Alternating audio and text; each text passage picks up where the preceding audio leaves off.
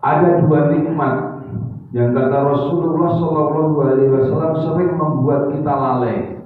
Ini adalah bahasan kita pada kesempatan subuh yang mulia ini. Dua nikmat yang kata Rasulullah sering membuat kita semua lalai. Ni'matani makbunun fihi makasirun minan nas. Dua nikmat yang sering membuat orang lupa, lalai dan terperdaya. Dia baru sadar betapa agungnya dua nikmat itu ketika dua nikmat itu hilang dari diri kita. Kata Rasulullah, as-sihhatu wal faragh, nikmat sehat dan nikmat kesempatan, nikmat waktu luang yang Allah berikan kepada kita. Ibu-ibu kita semua, bapak-bapak sering melalaikan kesehatan kita. Kita baru sadar betapa sehat itu anugerah karunia yang tiada terhingga ya. Ketika kita sakit, ini bisa duduk dengan santai, dengan nyaman. Ini karena badan kita, pantat kita tidak ada bisulnya Pak ya. Coba dikasih bisul sedikit aja, udah susah ya Pak duduk begini Pak. Duduk miring salah, atau berdua duduk kanan salah. Iya kan? Allah kasih kesempatan, nikmat sehat. Bisa duduk berjamaah di majelis taklim yang mulia ini. Nikmat sehat yang kadang-kadang kita baru sadar, baru kita merasakan betapa nikmat sehat itu, betapa agung nikmat sehat itu tatkala nikmat sehat itu hilang dari diri kita, dikasih sakit. Maka saya doain ibu-ibu semua, bapak-bapak, supaya bapak-bapak ibu-ibu tidak terkena penyakit stroke. Sebab penyakit stroke itu berat banget Bu. Stroke, seember aja berat, apalagi stroke. Sehat ini mahal harganya. Maka dalam ilmu tasawuf dikatakan rezeki yang paling rendah tingkatannya itu duit. Bapak ibu punya duit banyak, itu rezeki yang paling rendah dalam ilmu tasawuf. Rezeki yang paling tinggi itu adalah sehat. Sebab apa? Duit banyak tapi penyakitan ya lainnya ke dokter terus, ke rumah sakit terus. Tapi lebih celaka lagi udah nggak punya duit, penyakitan. Naudzubillah min dzalik. Lalu rezeki yang paling utama itu adalah anak-anak soleh dan solehah, dan rezeki yang paling istimewa adalah ridha Allah, mati dalam keadaan husnul khotimah. Nikmat sehat, nikmat kesempatan.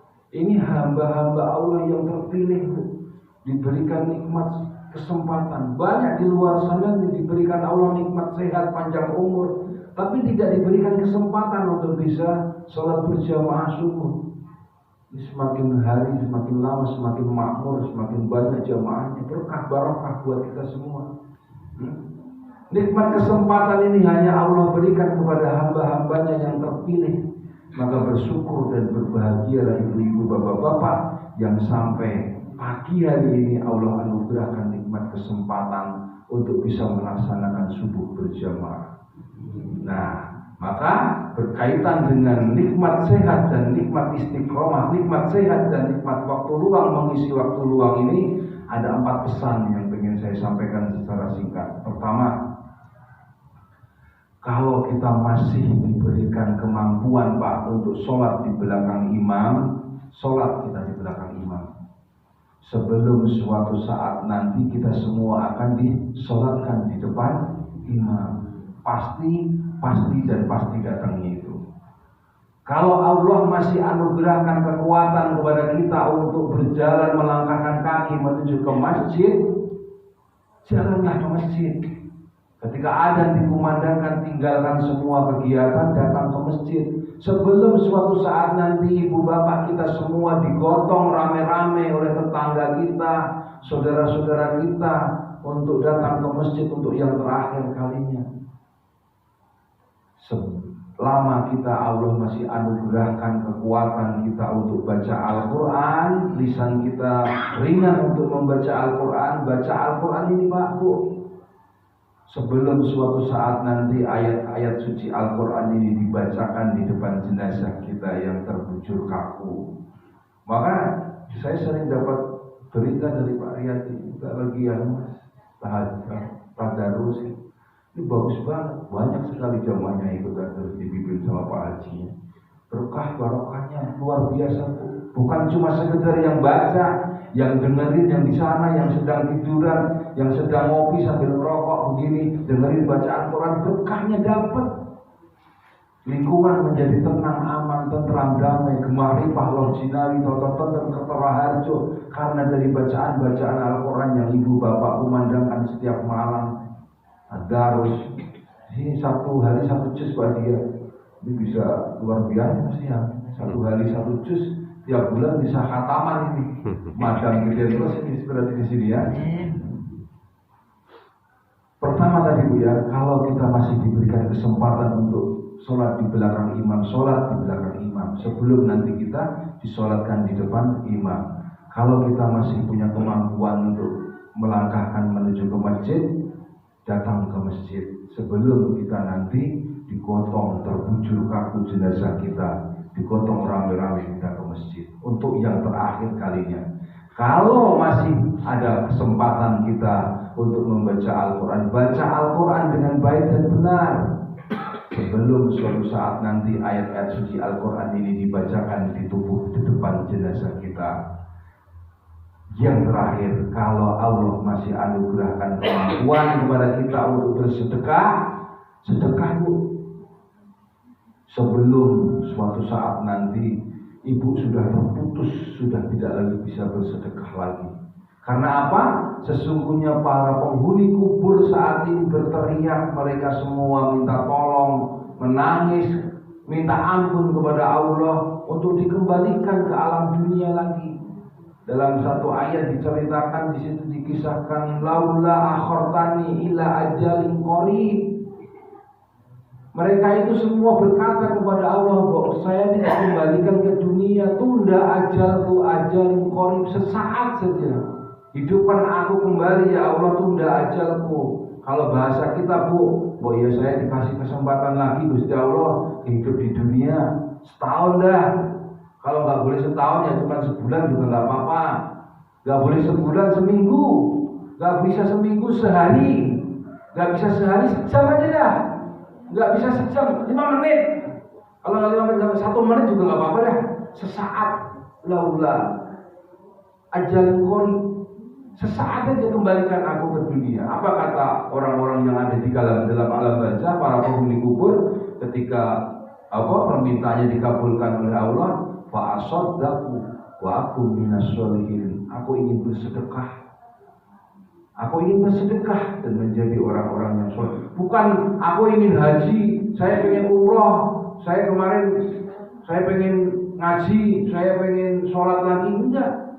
Yang mereka mintakan kepada Allah, saya cuma ingin kalau kau berikan aku hidup lagi sesaat saja, tunda ajalku ini, kata para penghuni kubur. Mereka ingin bersedekah. Pagi ini ibu bapak-bapak sudah mempraktekkan sedekah. Ini sudah kelihatan kan? Aromanya sudah kelihatan. Ini apa nih Mas? Lontong saya kuburan yang dia ini. Ini berkahnya di sini luar biasa Bu. Masya Allah. Saya salut, saya kagum bener di musola tapi berasa seperti Masjid Nabawi. Iya. Di tempat-tempat lain tidak seperti ini, hanya di tempat ini yang bisa. Mudah-mudahan yang di tempat lain bisa saya bawa ke tempat-tempat lain supaya mencontoh ini di musola Al-Ikhlas ini. Jamaahnya komplit. Di tempat lain rata-rata bapak-bapaknya Bu, ibu-ibunya gak ada bersatu dua gitu. Itu juga jamaahnya pakai ilmuwan Pak, ilmu laduni. Jadi semuanya orang semuanya. Yang ceramah sudah berapi-api tapi yang diceramahin merem semua. Yang melek-meleknya ketika kopi sudah pada keluar, baru aroma kopi kapal apinya keluar, baru pada melek. Di sini luar biasa, Masya Allah. Jadi kita bahas satu persatu Ibu Bapak ya. Pertama, selagi Allah masih anugerahkan kepada kita untuk sholat di belakang imam, berjamaah artinya. Sholat sendiri apa nggak boleh Pak? Boleh. Tapi lebih utama untuk berjamaah. Sebab cuma satu pahalanya ketika kita sholat sendirian. Ibu kusuk-kusuknya ibu, sefase-fasenya bacaan ibu. Kalau sholat sendirian, bapak sholat sendirian di rumah, pahalanya cuma satu. Dan belum tentu sholatnya diterima oleh Allah Subhanahu wa Ta'ala. Bisa jadi begitu Allahu Akbar tiba-tiba keingetan, wah muntu saya kemana? Bapak-bapak, waduh, HP saya belum saya cas. Pikirannya melayang-layang kemana-mana. Karena khusyuk ini susah banget, Bu. Tapi kalau ibu bapak berjamaah di masjid, berjamaah seperti ini, pertama Allah akan melihat imamnya. Imamnya khusyuk gak ini? Kalau imamnya khusyuk, imamnya benar, ini jamaah semua sholatnya sempurna, semua diterima oleh Allah. Imamnya gak khusyuk, lupa. Kayak tadi saya baca doa lupa. Yang di belakang imam dilihat, ada yang di belakang imam yang khusyuk. Satu saja di belakang imam sendiri dan imam. Sosok pertama khusyuk, semuanya mendapatkan pahala kesempurnaan berjamaah. Ternyata satu musola ini tadi, waktu kita sholat subuh nggak ada yang khusyuk, Pak. Pikirannya ngabjang kemana-mana.